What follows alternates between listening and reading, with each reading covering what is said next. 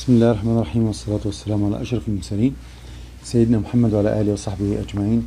Welcome my dear students of Riyadh Salihin Model Schools, the secondary stage, to a new lesson of your Mega Goal 5 Students Book, page 40 and 41, reading.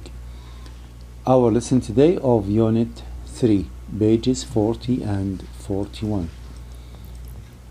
Reading. 8. Reading. Before reading, my dear students, I would like you to revise these words with me, because we will see the following words in the reading on pages 40 and 41, and I would like you to know what do these words mean. We have chain, commonplace, estimated, lucrative, orbit, rigorous, simulate, and steep. And here the answer to the definitions or the meanings of these words.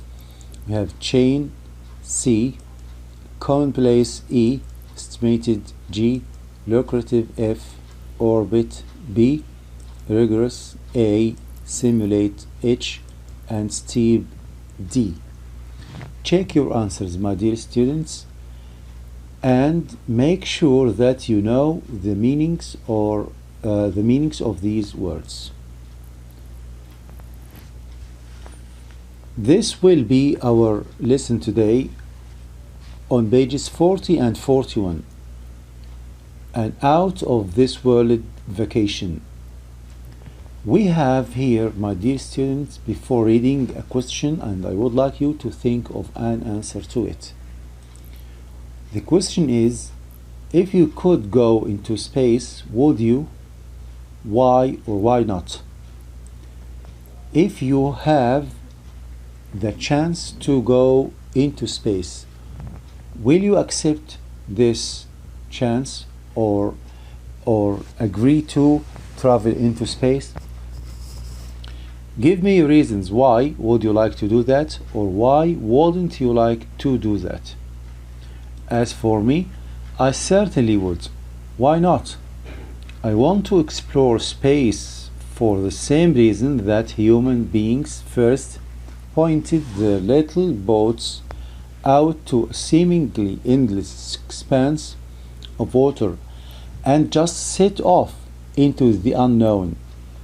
I want to see things that nobody has ever seen, learn things nobody ever knew.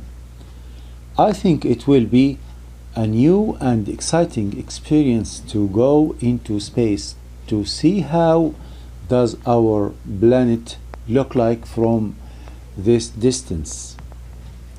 Now, my dear students, I would like you to listen carefully to the track to answer the questions or to state the exercise with true or false. Pages 40 and 41. 8. Reading. An out-of-this-world vacation. Things that once seemed impossible often become commonplace with the passing of time. There are people predicting that this will happen with space tourism in the next decade or two. Some are even investing in and developing space tourism technology, believing that space tourism will be the next big thing. They imagine a future in which space travel will have become a reality for millions of ordinary people. At the moment, space tourism is only a possibility for the incredibly wealthy. In 2001, American multimillionaire Dennis Tito paid $20 million to become the first space tourist. After 8 months of rigorous training, Tito traveled aboard a Russian capsule that was launched by an American company called Space Adventures. He then spent 7 days aboard the International Space Station. Since then, a number of other millionaire space tourists of different nationalities have gone into space. Although up to now only very wealthy people have had the opportunity to be space tourists, many see this as the beginning of what will eventually become a lucrative new industry. There are several companies that have already invested millions of dollars in developing new, reusable launch vehicles.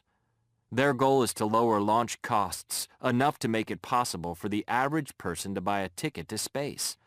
The Japanese Rocket Society, for example, has set a target price of 1 million yen, about $10,000. Virgin Galactic, a British company owned by Richard Branson's Virgin Group, has been working on plans for sending people into space for years. The company is about to begin testing of their 8-seat spacecraft and expects that they will have worked out any problems by 2022. When the spacecraft is shown to be safe, Virgin Galactic will begin their flights.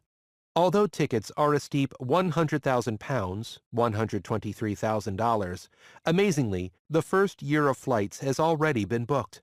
One of these future passengers is Lisa Ramirez, a mother of 3. When asked why she was prepared to spend so much money on a galactic flight, Ramirez explained, "I'm 58 years old, and by the time this happens, I will have been dreaming of going to space for at least 45 years." There are even companies working on plans to build hotels for space tourists.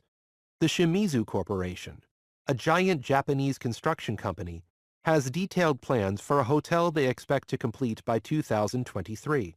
They believe that by then they will have created a 63-room hotel which will orbit 279 miles, 450 kilometers, above the surface of Earth. The hotel will slowly spin in order to produce enough force to simulate Earth's gravity. It is estimated that such a space hotel would cost $6 to $12 billion and would take about 6 years to build. Since water was discovered on the moon in 1998, the multinational hotel chain, Hilton Hotels, has been working on plans for a hotel on the moon. The plans call for a 5,000-room complex with a beach, a working farm, a medical center, and even a school. 2 huge solar panels will generate the power. Hilton is working on this project with experts at NASA. You may wonder what space tourists will do while in space. To begin with, most will probably want to spend some time simply enjoying the incredible sight of Earth from space. After that, no doubt they will spend some time gazing at the amazingly bright stars and will take a spacewalk or two. When space tourists have had their fill of observing, they are likely to spend hours amusing themselves floating and doing acrobatics in the zero gravity of space. This zero gravity could provide endless recreational opportunities, including swimming in a zero gravity swimming pool in which people move through a floating mass of water. With so much research, energy, and money being poured into space tourism, it is clear that it is a matter of when, rather than Now, my if, dear students, space after tourism reading, will become a reality. I would like you to state whether these sentences are true or false. Rewrite the false statements to make them true. 1. The first tourist in space paid $2 million. Virgin Galactic is struggling to book its first year of flights. 3. A Japanese construction company has plans to build a hotel in space. 4. The entire hotel will experience zero gravity. 5. The Hilton Hotel chain plans to power a moon hotel with wind power. 6. Hilton Hotels is working on the moon hotel with NASA. I would like you to state whether these sentences are true or false after you listened to the track and you read the text. Let's check our answers together. Number 1 is false because the first tourist in space paid $20 million, not 2.